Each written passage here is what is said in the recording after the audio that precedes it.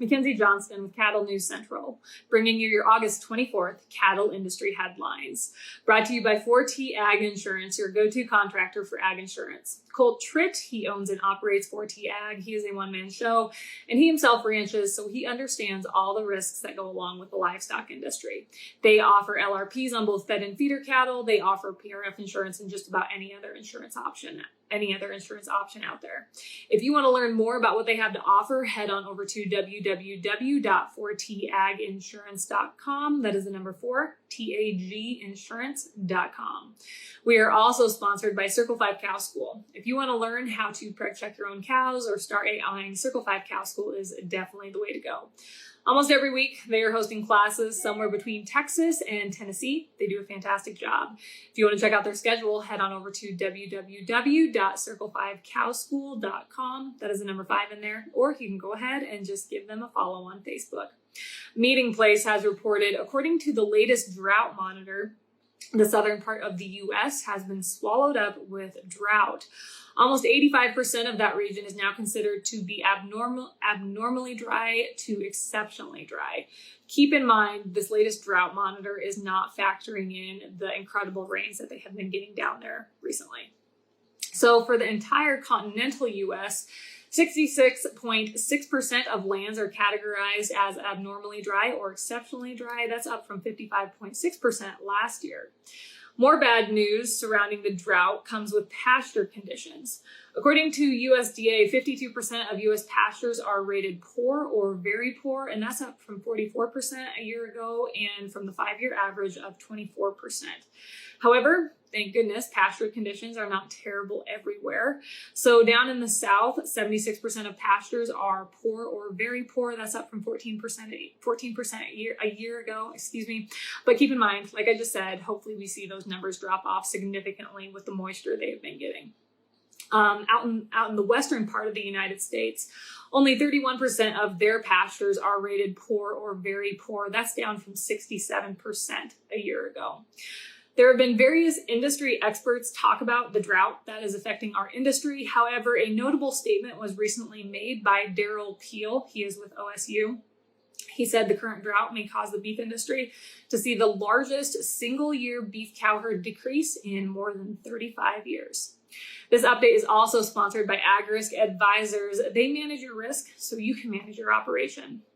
They are the experts in educating, evaluating, and executing risk management programs for each individual operation while also providing top-notch customer service. Now is the time to be thinking about enrolling in the Pasture Rangeland Forage Program for the 2023 crop year. If you want to learn more about this, go ahead and reach out to Alex and Naya. He can set you up with a tracking policy so you can understand how the program works firsthand. AgRisk Advisors. Risks averted, legacies preserved. Last week, the European Union tweeted that insects are safe to eat and that we should start eating more of them.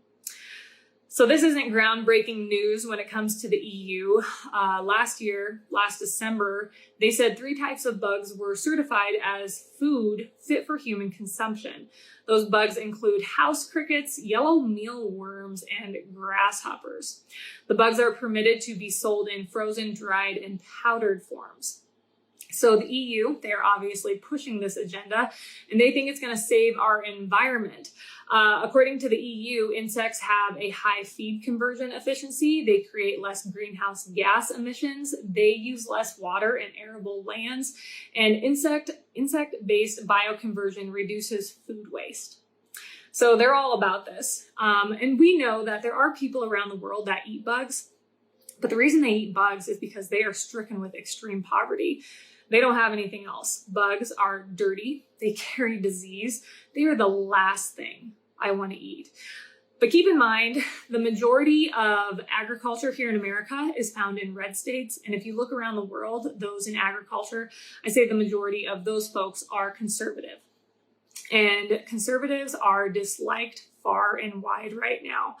And the far left, they are the ones that are pushing this agenda to move away from agriculture. So they would like nothing more than to disrupt conservative lives and essentially stop us from what we're doing out here, raising crops, raising livestock. It's a crazy agenda and it is incredibly far-fetched, but the EU is fully behind transitioning to a bug diet. They don't want you eating no grains. You don't need grains. Bugs, they have the protein you need. You don't need any meat protein. They're all about it.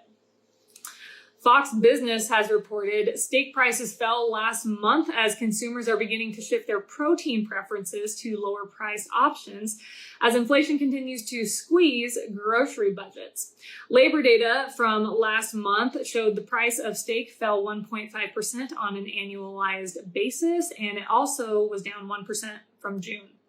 But the price of more affordable options, such as ground beef, continues to soar. It is up 9.7% year over year. According to the Wall Street Journal, the price of a ribeye and a beef loin fell almost 10% compared to a year ago in the 4 weeks leading up to August 7th. Also during that time, brisket dropped 18%. Finally, Meeting Place has reported the pace of beef cow slaughter in July is the fastest recorded since USDA's Agricultural Marketing Service began recording data back in 1986. Additionally, the weekday pace of federally inspected fed cattle slaughter in July was the fastest in over a decade.